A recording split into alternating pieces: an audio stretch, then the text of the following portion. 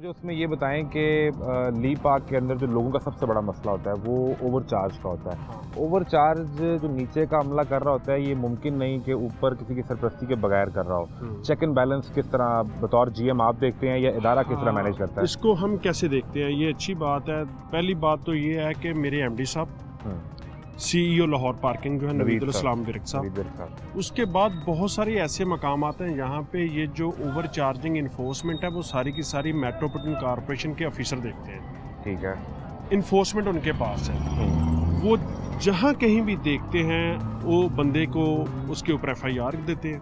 FIR के बाद हम उसको कंपनी से फारग कर देते हैं, उसको दोबारा हम एंगेज नहीं करते। ठीक है, यानी आप कह रहे हैं ओवरचार्ज हो रहा है तो उस पर एमसीएल कार्रवाई करेगा। इन्फोर्समेंट उनके पास है। हाँ, इन्फोर्समेंट उनके पास नहीं है। नहीं, लेकिन हम बताते हैं उनको। शिकायत हमें आती है, ठीक है, और हम उसी वक्त कन्वे करते हैं कि फलान जगह पे ये प्रॉब्लम चल रही है और इन बंदों को जरा पकड़ें और इनके ऊपर एफआईआर दे दें। ठीक है, उनको हम वहाँ से निकाल देते हैं, कंपनी से फारग कर देते हैं।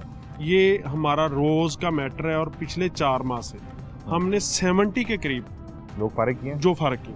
70 के करीब जो हमने लोग फारिग किए। वो जो जिन लोगों को फारिग किया उन पे इल्जाम क्या था कि वो ओवर चार्जिंग का सबसे बड़ा प्राइवेट पार्किंग के ठेकों में मुलव्वस थे। वो मुलव्वस थे उलट सीध कामों में, और फिर उसके अलावा वो ना बदतमीजी के साथ लोगों के साथ भी पेश आते थे।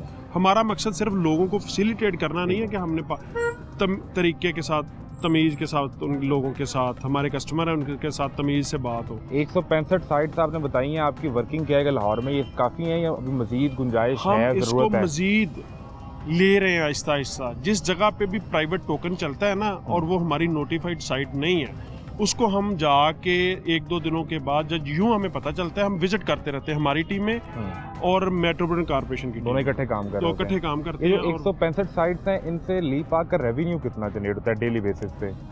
डेली बेसिस के ऊपर इनका जो मुख्तलिफ साइटों का मुख्तलिफ रेवेन्यू होता है, इकट्ठा क्यूमुलेटिव जो आता है ली पार्क के अकाउंट में। ये company basically no profit no loss पे है। ठीक है, इसकी जो सैलरीज हैं वो सारी की सारी हम पे करते हैं। खुद जनरेट करती है कंपनी? हाँ जी, खुद जनरेट करती है। हम गवर्नमेंट से 1 रुपया भी नहीं लेते, यानी खजाने पे आपका कोई बोझ नहीं? बिल्कुल कोई बोझ नहीं है। तो इससे कितना अंदाजा आपका रोजाना कितने पैसे इकट्ठे होते हैं? कुछ लाखों में फिगर है, करोड़ों में, कितनों में है? नहीं, डेली बेसिस पे तो लाखों में है। कोई मतलब कोई नियर अबाउट 1 मिलियन के करीब हो जाते हैं। 8 से 10 लाख के दरमियान? हाँ, वो होते हैं। वो होता है। ये इतना आपका रहता है इन 165 साइट से? हाँ, बहुत सारी छोटी छोटी साइटें हैं ना, ज्यादा बहुत सारी ऐसी साइटें जो बहुत छोटी छोटी हैं, बड़ी साइटें कम है। सब ज्यादा लीकेज कहाँ से हो रही है फंड्स की? क्योंकि इस 165 साइट के अलावा लाहौर में पार्किंग की मद में 50 लाख रुपया अराउंड 40 से 50 के दरमियान इकट्ठा हो रहा है, जिसमें आपके अपने एम्स पर इल्जामात हैं। नहीं, वो जो इल्जामात है ना सर, वो मैं तो नहीं उनको समझता कि वो इनके ऊपर है। कोई बात ये देखें, आपके पास अभी आप लिबर्टी खड़े हैं, इधर से आप चले जाएं, ये जो पास ही आपके हफीज सेंटर है। ठीक है, हफीज सेंटर की अंदर की जो पार्किंग है उसका प्लाजा जो है वो यूनियन खुद ठेके पे देती है। ठीक है जी, हमने कई दफ़ा उनको कहा कि ये आपका काम नहीं है।